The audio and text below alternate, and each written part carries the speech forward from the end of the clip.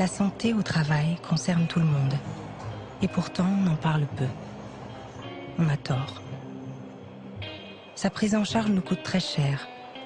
Les maladies professionnelles, les accidents du travail ou sur le trajet pour s'y rendre touchent chaque année près de 1 million de personnes en France. Une fortune à l'échelle de l'Europe. Chaque pays de l'Union y consacre entre 3 et 4% de son PIB. Mais voilà qu'en plus des maladies et accidents, un mal nouveau est apparu depuis quelques années. On le résume d'un mot, la souffrance. Selon l'Institut de veille sanitaire, en France, un quart des hommes et un tiers des femmes souffrent de détresse psychique liée à leur travail. Tous les secteurs d'activité, toutes les professions sont touchées. L'hôpital de Nanterre, dans les Hauts-de-Seine, la préfecture du département le plus riche de France. En 1997, la psychologue et psychanalyste Marie Peuzé a ouvert la toute première consultation spécialisée dans les souffrances au travail. Depuis, 23 autres unités similaires se sont ouvertes dans les grandes villes de France. Elles sont toutes débordées. Oui, bonjour Madame Peuzé à l'appareil. J'aurais voulu obtenir le service médical, le service du contrôle médical s'il vous plaît. C'est pour une patiente, j'avais eu le médecin conseil, il devait accepter une pension d'invalidité première catégorie et elle vient de recevoir un refus il y a quelques jours. Ça ne sert pas à grand chose qu'on la soigne dans un contexte pareil, hein, vous vous en doutez. Merci beaucoup, au revoir. Affaire à suivre. Plus de 9000 patients sont déjà passés dans le bureau de Marie Peuzé. Cette année, elle en a reçu 900. Ici, tout commence par l'écoute. C'est important le travail pour vous? Oh oui, bien sûr c'est important parce que ça m'épanouit. C'est le contact. Je ne suis pas quelqu'un qui reste enfermé. Je ne suis pas quelqu'un qui reste... je ne suis pas inactive. J'aime être utile dans la société, voilà. Donc c'est une joie en retour de voir que les clients et les patrons sont satisfaits. Même si je n'ai rien, même si je n'ai pas de reconnaissance au bout, mais moi, je suis contente et je suis fière. Ça, c'est la reconnaissance, le regard des clients sur vous, oui, et le fait que... voilà, ça, c'est une reconnaissance. Oui, tout à fait. Ouais. Beaucoup plus que même l'argent, parce qu'il y avait des gens qui avaient besoin de moi. Véronique Muloko était caissière dans un hypermarché et y a passé 7 années sereine. Jusqu'au jour où apparurent ses douleurs au bras droit, qui, en quelques mois, devinrent insupportables. Là, c'était le coude. Voilà, c'était là. C'était là.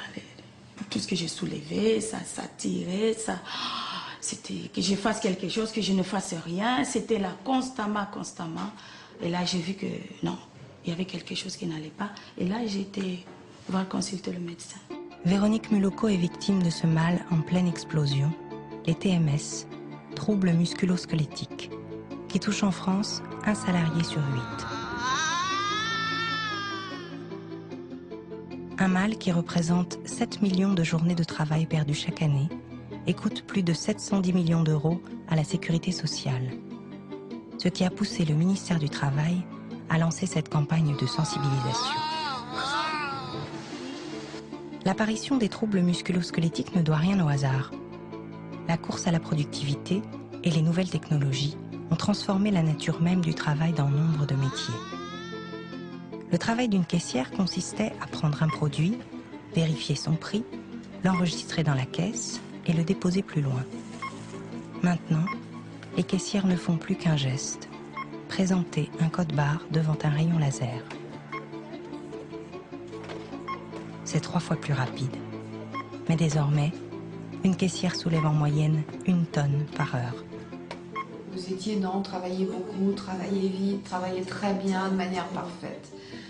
On retrouve le même phénomène à la chaîne ou devant son ordinateur. Contraintes de productivité et contraintes commerciales finissent souvent par casser l'individu. Oui, bonjour Madame Peset, hôpital de Nanterre. Je me permets de vous appeler parce que nous suivons une patiente qui se trouve actuellement dans de très grandes difficultés et dans une grande précarité. Elle va être licenciée de son emploi. On vient de supprimer ses indemnités journalières à la sécurité sociale et donc elle va se retrouver sans revenu. Est-ce qu'on peut mettre quelque chose en place en urgence chez vous pour l'aider financièrement ? Ok, merci beaucoup de votre gentillesse et de votre accueil. Merci, au revoir. La vie de Véronique Muloko a basculé, sans accident ni virus. Elle est malade de son travail.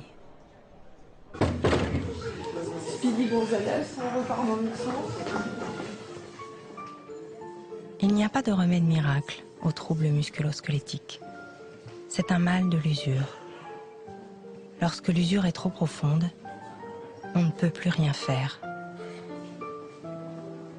Les victimes sont placées hors circuit et après plusieurs mois d'attente confiées à un psy, le dernier à pouvoir soulager l'individu.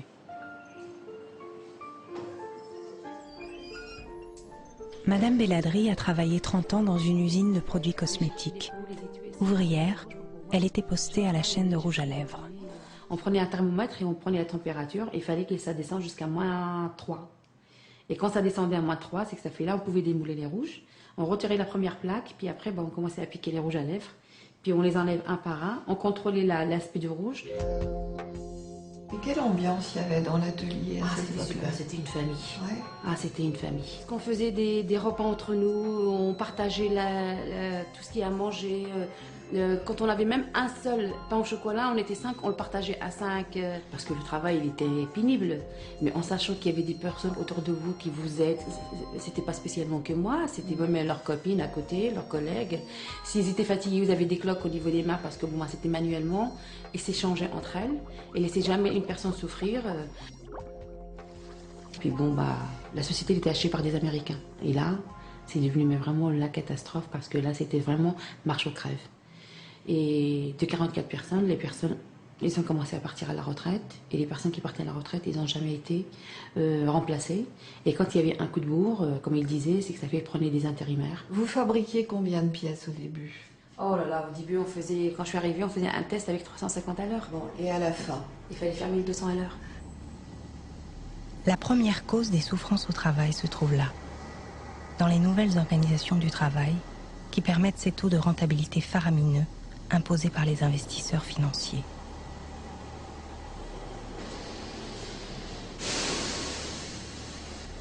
Faire passer des travailleurs de 350 pièces à 1200 à l'heure, c'est comme accélérer l'image de cette femme par 4. Le résultat, c'est ça.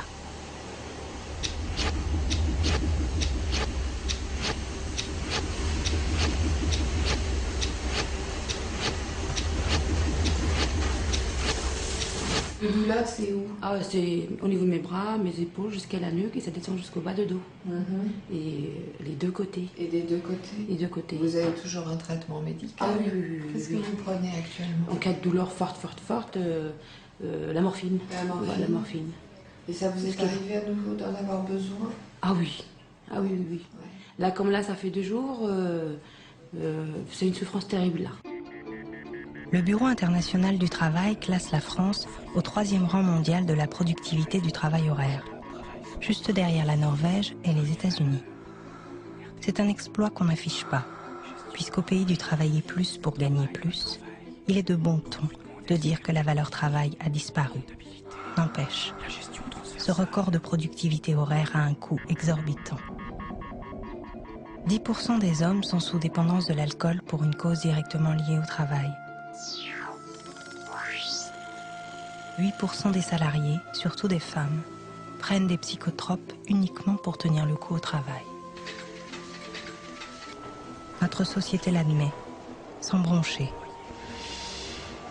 Comme s'il s'agissait du prix à payer pour ne pas perdre la compétition mondiale. Mais faut-il s'étonner que désormais, tant de gens perdent leur vie à force de tout faire pour la gagner? Dans le bureau de Marie Peset, Marie-Claude, cadre supérieur dans une entreprise d'import-export. Comment voulez-vous faire 17% de plus chaque année, hein, quand déjà l'année précédente vous y êtes arrivé, vous êtes content, mais pendant tous les ans comme ça devient aberrant. Donc qu'est-ce qu'ils font les groupes? Ils n'arrêtent pas d'acheter des sociétés. Donc vous achetez des sociétés, ils rachètent des sociétés en Amérique, en Irlande, en Angleterre, un peu de partout. Et vous, chaque fois au niveau administratif, pas au niveau commercial, au niveau administratif, vous avez une masse de dossiers, de produits nouveaux à connaître qui ne sont pas du tout présentés de la même manière que les vôtres. Alors il faut tout essayer de standardiser, de normaliser, mais on ne vous met pas entre parenthèses pendant que vous avez ça à faire. Vous avez ça à faire en plus de votre job habituel. Donc, on licencie beaucoup de personnes quand il y a des restructurations et quand il y a des fusions, quand il y a des rachats. Il y a une partie des personnes qui sont donc licenciées et il y en a quelques-unes que l'on garde. J'étais toute seule dans toute la structure à faire mon job. Personne d'autre ne savait le faire. Et en fait, tout ce qui s'est passé, c'est qu'au lieu de mettre quelqu'un à côté de moi, hein, on m'a fini par mettre quelqu'un au-dessus de moi. Tout d'un coup, c'était négatif, il fallait me contrôler, je perdais du temps, je faisais mal mon travail, etc. On m'a retiré des responsabilités, des tâches que je faisais. Et comme mon patron avait une attitude de plus en plus dure, de plus en plus exigeante, un regard de plus en plus insatisfait à mon égard, je me sentais un zéro, un néant, plus rien. Et je me suis dit, bon, le seul moyen d'en finir, c'est de trouver un moyen imparable. Donc j'ai cherché ce moyen-là. Se jeter sous un train, pas de face, mais perpendiculaire au train et juste quand il arrive. Et puis un jour, vraiment, j'étais très très mal. Je suis allée à pied le plus proche de chez moi et j'ai attendu le train. Il n'est pas venu, c'est tout. Il n'est pas venu, c'est tout. Je suis repartie en me disant je reviendrai. C'est pas difficile, je reviendrai. Le suicide lié au travail est l'expression la plus extrême des nouvelles souffrances. Une étude réalisée en Basse-Normandie auprès des médecins du travail conclut que, rapportée à l'échelle nationale, chaque jour, un salarié met fin à ses jours, chez lui ou au travail, pour une souffrance directement causée par l'exercice de son métier. 3 à 400 morts par an. Et encore, les spécialistes pensent cette estimation très minorée. Quand une enquête est ordonnée, la honte et le déni des collègues étouffent souvent la vérité. Comme dans les affaires de violence conjugale, quand la vie quotidienne est devenue un enfer, mais que chacun préfère encaisser plutôt que reconnaître la violence.